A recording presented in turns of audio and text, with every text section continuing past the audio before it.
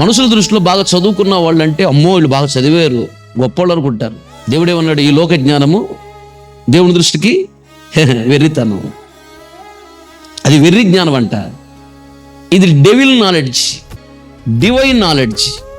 అంటే పరసంబంధమైన జ్ఞానం మనకు కావాలి. నిజంగా గొప్పవాడు, గొప్ప జ్ఞానం గలవారు ఎవరంటే తన హృదయము ఎలా ఉన్నది, దేవునికి ఇష్టమైన రీతిలో హృదయం ఉన్నదా, సాతానికి ఇష్టమైన రీతిలో నా హృదయం ఉన్నదా, సాతాను పద్ధతులు, అలవాట్లు, ఆచారాల ప్రకారం నా హృదయం నడుస్తుందా, దేవునికి ఇష్టమైన అలవాట్లు, ఆచారాలు, పద్ధతులు నా హృదయంలో ఉన్నాయా అని గమనించి జాగ్రత్తగా సాతానికి ఇష్టమైన వాటిని అణిచివేసి వాటిని విడిచిపెట్టి దేవునికి ఇష్టమైన అలవాట్లు, ఆచారాలు, పద్ధతులు హృదయంలో ఉంచుకొని జాగ్రత్తగా నడుచుకున్నవాడు దేవుని దృష్టిలో జ్ఞానం గలవాడు.